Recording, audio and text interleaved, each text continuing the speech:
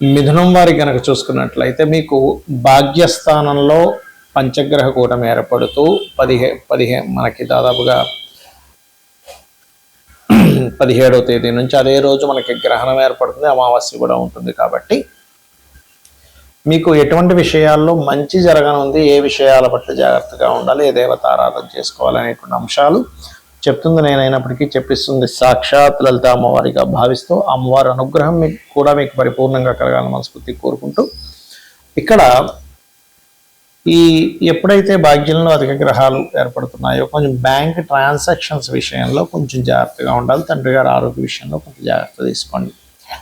అలాగే విదేశాలకు వెళ్ళాలి అని చెప్పి ప్రయత్నం చేసేటువంటి వారికి మాత్రం ఖచ్చితంగా ఇది అనుకూలమైనటువంటి విషయం, అందులో ఎటువంటి సందేహం లేదు, గుర్తుపెట్టుకోండి. సంతానం కోసం ప్రయత్నం చేసేటువంటి వారికి కూడా అనుకూలమైనటువంటి విషయం. కొంచెం అప్పులు ఎక్కువగా ఉన్నాయి, అప్పులను కొంచెం మనం ఇంకెక్కడైనా మనీ తీసుకొచ్చి దాన్ని సెట్ చేసి కొంచెం క్లియర్ చేసుకోవడానికి కూడా ఈ యొక్క గ్రహణం అనేటువంటిది మీకు ఖచ్చితంగా అనుకూలతనిస్తుంది. కాకపోతే ఈ గ్రహణం మూలంగా ఈ పంచగ్రహ కూటమి 9వ స్థానంలో సంచరిస్తున్నందుకు, అందులో ప్రధానంగా మీకు శని ఎప్పుడైతే దశమ స్థానంలో ఉంటున్నాడో ఉద్యోగ సంబంధించినటువంటి విషయంలో ఎక్కడైతే మీరు జాబ్ చేస్తూ ఉంటారో ఆ జాబ్లో వాళ్ళు మార్చడం కానీ మీరు మారిపోదాం అనేటువంటి డెసిషన్స్ తీసుకోవడం కానీ జరుగుతూ ఉంటుంది. అయితే 9వ స్థానంలో ఉన్నందుకు మీరు ఎవరికైనా మనీ ఇచ్చేటప్పుడు మనీ విషయాల్లో చాలా జాగ్రత్తగా ఉండాలి. అయితే వివాహం కోసం చేసే ప్రయత్నంలో కొంచెం చూసుకొని చేయాలి. బికాజ్ ఆఫ్ సప్తమాధిపతి అయినటువంటి గురువు రాశిలో వచ్చి కూర్చున్నాడు. బాధకుడు ఈ లగ్నానికి, ముఖ్యంగా ఈ లగ్నం రాశి వారికి బాధకుడు అవుతాడు.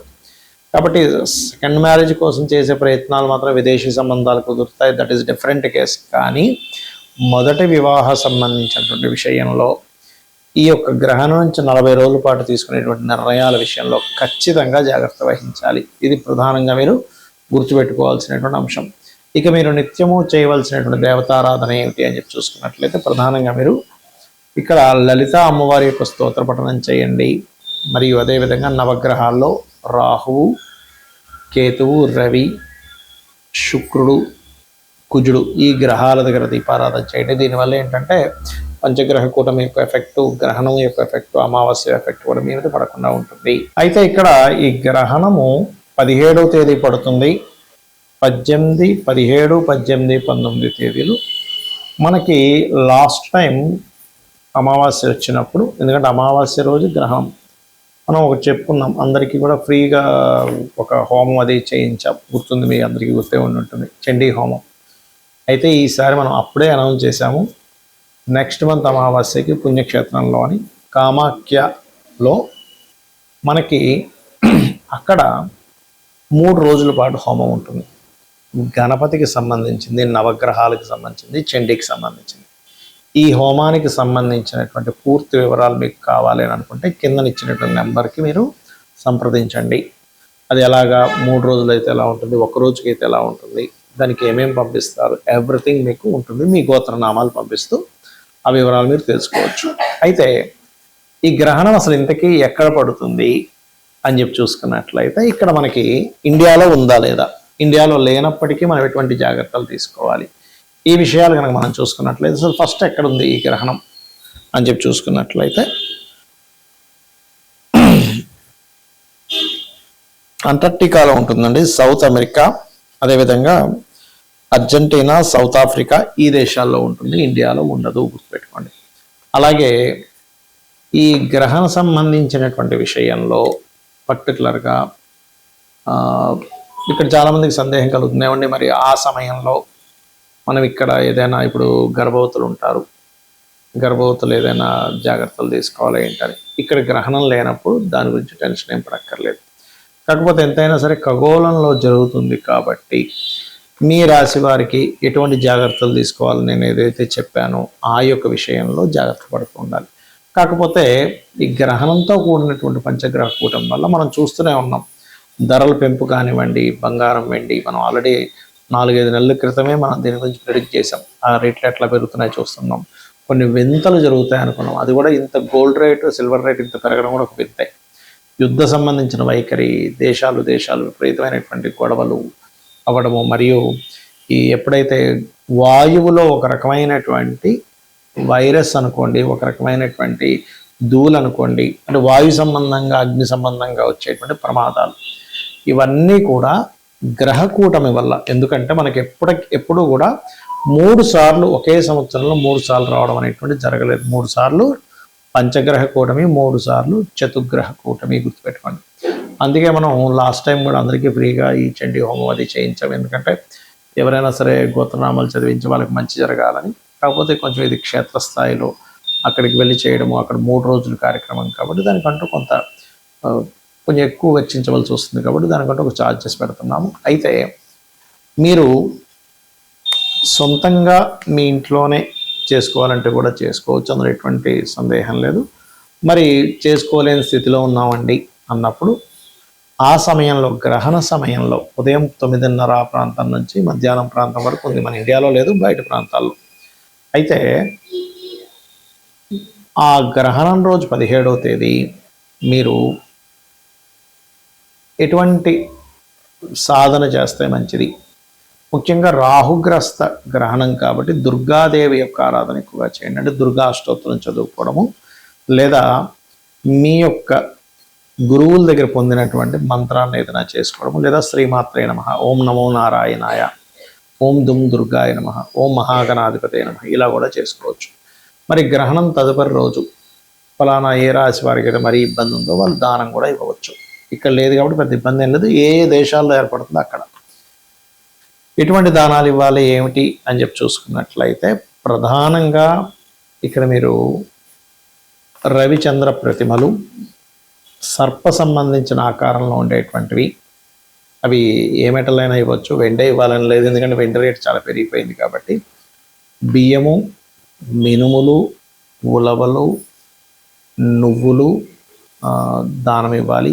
మరియు దీంతోపాటు గోధుమలు కూడా ఇవ్వండి. మరియు ఒక చిన్న ప్లేట్ ఏదైనా సరే ఇత్తడి తీసుకొని అందులో నెయ్యి, ఆవు నెయ్యి ప్యాకెట్ ఒకటి పెట్టి ఆ రకంగా కూడా ఇవ్వవచ్చు.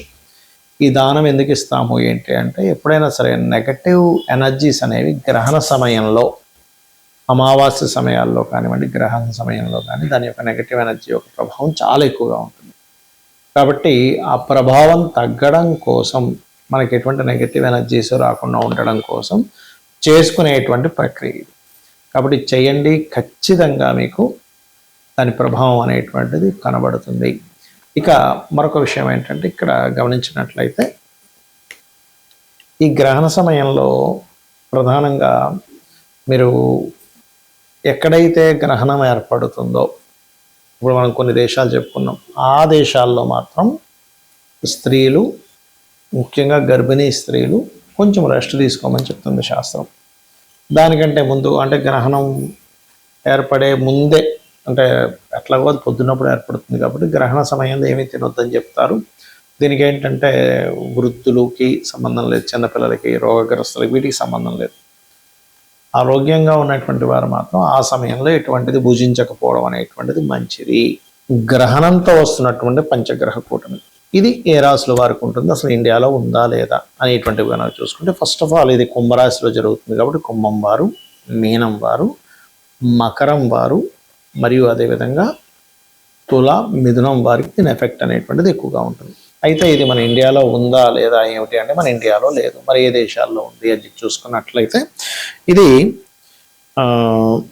అట్లాంటినా, సౌత్ అమెరికా, అదేవిధంగా అర్జెంటీనా, సౌత్ ఆఫ్రికా, ఈ దేశాల్లో ఉంది. కాబట్టి ఇండియాలో లేదు. అది కూడా ఆ దేశాల్లో పొద్దున్న 9:30 నుంచి 12:30 ఆ ప్రాంతాల్లో ఉంటుంది ఉదయం పూట. మరి ఆ దేశాల్లో ఉంది కదా, మన దేశంలో లేదు కదా అంటే, మనం జపం చేసుకోవడానికి, ఏదైనా కార్యక్రమాలు చేసుకోవడానికి, ఎందుకంటే ఎప్పుడూ రానటువంటి గొప్ప కాంబినేషన్స్ ఇవన్నీ కూడా. అమావాస్య రోజే మనకు సూర్యగ్రహణం వస్తుంది, ఎలాగో ప్రత్యేకంగా అమావాస్య రోజు వస్తుందని చెప్పాల్సిన అవసరం లేదు. సో సూర్యగ్రహణంతో కూడి 5 గ్రహాల కూటమి. మనం లాస్ట్ మంత్ పంచగ్రహ కూటమి ఏర్పడి అమావాస్య రోజు మనం ఒక కార్యక్రమం చేసుకున్నాం, చండీ హోమం చేయించాం అందరికీ ఫ్రీగా. కొంతమంది కట్టే వాళ్ళు వాళ్ళతో వచ్చింది కూడా ఇచ్చారు, అందులో ఇదేం లేదు, మరి తక్కువ మంది. అయితే ఇక్కడ ఈసారి కామాఖ్యలో మనము 3 రోజుల పాటు హోమం ఉంటుంది. ఆ యొక్క వివరాలు మీరు తెలుసుకోవాలనుకుంటే కింద స్క్రోల్ అవుతున్నటువంటి నెంబర్కి మీరు వాట్సాప్ పంపించండి. పంపించినట్లయితే వివరంగా మీకు ఎటువంటివి అక్కడ జరుగుతాయి ఏమిటనేటువంటిది వివరంగా ఉంటుంది. ఏ నెంబర్కి వేయాలి, మీకు ఎటువంటి మీకు పూజాది కార్యక్రమాలు హోమం జరుగుతుంది అనేటువంటి విషయాలు. అయితే ఎందుకు అంటే ఈ పంచగ్రహ కూటమి గ్రహణంతో వచ్చినప్పుడు మనం ఎటువంటి నెగటివ్ ఎనర్జీస్కి గురవ్వకుండా, గ్రహాల యొక్క ప్రభావం మన మీద ఎక్కడా కూడా పెద్ద పెద్ద ఇబ్బందులు రాకుండా కాపాడడానికి మనం ఇది చేసుకుంటున్నాం.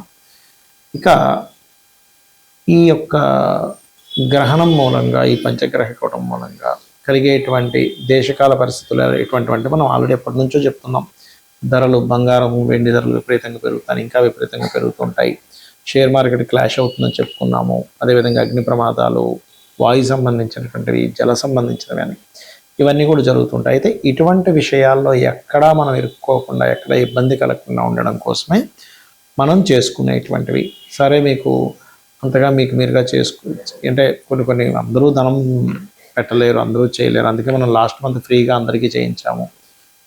ఈసారి ఇంట్లో కూర్చొని మీరు మీ ఇష్టదైవాన్ని జపం చేసుకోండి.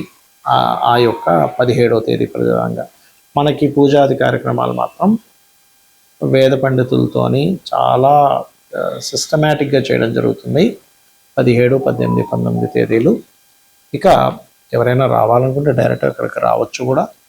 ఆన్లైన్లో ఏ దేశం నుంచి అయినా మీకు చేయించడం జరుగుతుంది. ఆ సమయంలో మీకు జూమ్ లింక్ ఇవ్వడం జరుగుతుంది ఎవరైతే దానికి అటెండ్ అవుతున్నారు. ఇక ఒకటే గుర్తుపెట్టుకోండి, ఆ రోజు మీరు పర్టికులర్గా 17వ తేదీ మాత్రం మీరు మీ ఇష్టదైవాన్ని తలుచుకోండి. ఎందుకంటే మన ఇండియాలో గ్రహణం లేకపోయినా ఇంకెక్కడైనా ఉన్నా సరే ఖగోళంలో మాత్రం ఆ కాంబినేషన్ ఏర్పడుతుంది. కాబట్టి మీరు ఆ రోజు చేసినటువంటి పూజాది కార్యక్రమాలు కానీ, హోమాలు కానీ ఏదైనా సరే 1000 రెట్లు ఫలితం వస్తుంది. శ్రీమాత్రే నమః.